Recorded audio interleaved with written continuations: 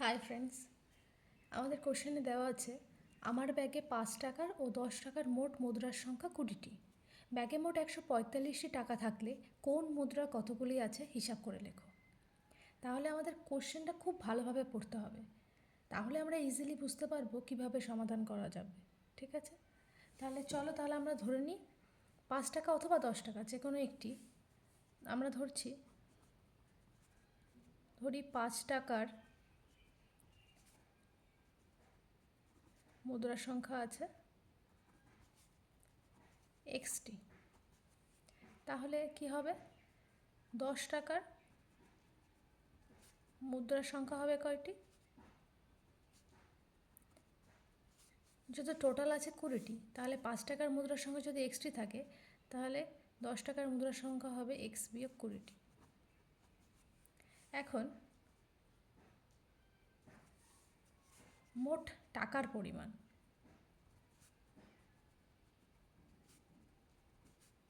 টাকার পরিমাণ কেমন হচ্ছে ভালো করে বোঝো জায়গাটা। 5 টাকার মুদ্রা আছে এক্সটি, 10 টাকার মুদ্রা আছে 20 বিয়োগ এক্সটি। 5 টাকার মুদ্রা যদি এক্সটি থাকে, তাহলে কি হচ্ছে 5 টাকার মোট টাকা মানে মোট কত ভ্যালু হবে? 5 টাকার মুদ্রা আছে এক্সটি পরিমাণ, তাহলে মোট কত হবে? 5 × x। ভালো করে বোঝো জায়গাটাই, এই জায়গাটি ভালো করে বোঝো। যত টাকার নোট থাকবে তার সঙ্গে যত সংখ্যক থাকবে সেটা গুণ করলে আমরা মোট টাকার পরিমাণ পেয়ে যাব। তাহলে এখানে 5 টাকার মুদ্রা আছে এক্সটি, তাহলে 5x মোট পরিমাণ, টাকার পরিমাণ। আর এখানে 10 টাকার মুদ্রা আছে 20 বিয়োগ এক্সটি, তাহলে এটা কত হবে? 20 বিয়োগ এক্সের সঙ্গে আমরা 10 মাল্টিপ্লাই করছি। ঠিক আছে, এবার প্রশ্ন অনুযায়ী কী বলছে? প্রশ্ন অনুযায়ী এইটার টোটালটার ভ্যালু দিয়ে দিয়েছে কত? 5x প্লাস 10 × 20 বিয়োগ এক্স ইকুয়াল টু দিয়ে দিয়েছে 145।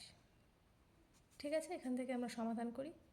5x plus 200 minus 10x equals to 145।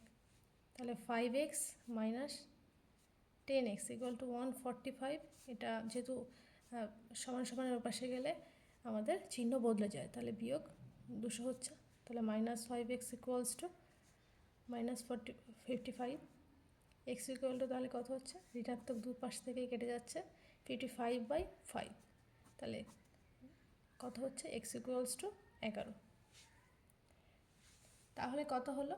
তাহলে 5 টাকার মুদ্রার সংখ্যা, 5 টাকার মুদ্রার সংখ্যা 11টি, আর 10 টাকার মুদ্রার সংখ্যা কত হবে? 20 বিয়োগ 11 ইকুয়ালস টু 9টি। তো thanks for watching my video.